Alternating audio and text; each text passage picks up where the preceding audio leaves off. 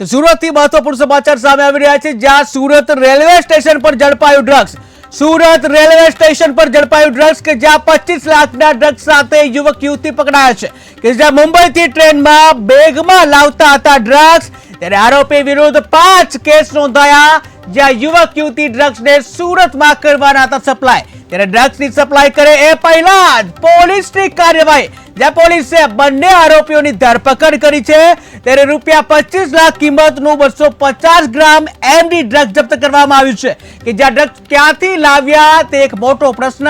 કે જ્યાં ડ્રગ્સ ક્યાંથી લાવ્યા એ દિશામાં તપાસ શરૂ કરવામાં આવી છે કે જ્યાં મહત્વપૂર્ણ સમાચાર સુરતથી સામે આવી રહ્યા છે। સુરતમાં જે કહી શકાય કે ક્રાઇમનો સિલસિલો યથાવત જોવા મળી રહ્યો છે કે આ ડ્રગ્સ હોય, દારૂ હોય કે પછી અન્ય પ્રકારના ગુના હોય કે જ્યાં સુરત રેલવે સ્ટેશન પર ડ્રગ્સ ઝડપી પાડવામાં આવ્યું છે। ત્યારે 25 લાખના ડ્રગ્સ સાથે યુવક યુવતીની ધરપકડ કરવામાં આવી છે।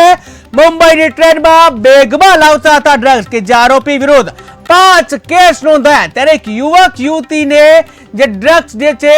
એ સપ્લાય કરવાના હતા, સુરતમાં સપ્લાય કરવાના હતા ડ્રગ્સ યુવક યુવતી કે જ્યાં ડ્રગ્સની સપ્લાય કરે એ પહેલા જ પોલીસની કાર્યવાહી કે જ્યાં પોલીસે બંને આરોપીઓની ધરપકડ કરી છે। ત્યારે રૂપિયા 25 લાખ કિંમતનું 250 ગ્રામ એમડી ડ્રગ્સ જપ્ત કરવામાં આવ્યું છે, જ્યાં ડ્રગ્સ ક્યાંથી લાવ્યા અને ક્યાં આપવાનું હતું તે દિશામાં તપાસ શરૂ કરવામાં આવી। નાગરિકોને ડ્રગ મુક્ત સુરત શહેરને રાખવા માટે સરકારશ્રી તથા માન્ય કમિશનર સાહેબ શ્રી, જેસીપી ક્રાઇમ સાહેબ વગેરેની સૂચનાઓ આધારે છેલ્લા એકાદ માસ 1.5 માસથી ક્રાઇમ બ્રાન્ચની ટીમો સતત એનડીપીએસના દૂષણને નાથવા માટે પ્રયત્ન કરતી હતી અને એનડીપીએસનું જે આખું નેટવર્ક કે બહારના રાજ્યોમાંથી એમડી ડ્રગ્સ લાવી સુરતના અલગ અલગ પેડલરોને આપવામાં આવે,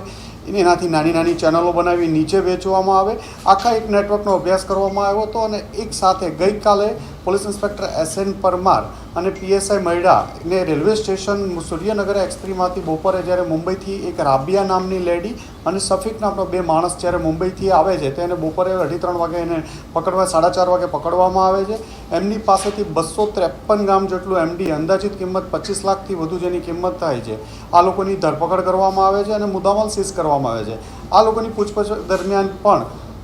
સુરતના મોહસિન, સલમાન અને ફૈઝલ શેખ આ લોકોના નામ તપાસ દરમિયાન આવ્યા અને જે 1 માસથી સુરતની ટીમ અલગ અલગ ટીમો લાગેલી હતી, પોલીસ ઇન્સ્પેક્ટરોની ટીમો, એમને પણ આ નામની માહિતગાર હોય તરત અલગ અલગ જગ્યાએ રેડો ચાલુ કરવામાં આવી, જેમાં સરફરાઝ ઉર્ફે સલમાન જેને કાસા મરીના હોટલ પાલ વિસ્તારમાં આવેલી છે ત્યાં રેડ કરતા એમની પાસેથી અંદાજિત 28-29 ગ્રામ જેટલું એમડી મળી આવ્યું અને જેની કિંમત 2,80,000થી 3 લાખ જાય છે અને સલમાનને ધરપકડ કરવામાં આવી। ત્યારબાદ પોલીસ ઇન્સ્પેક્ટર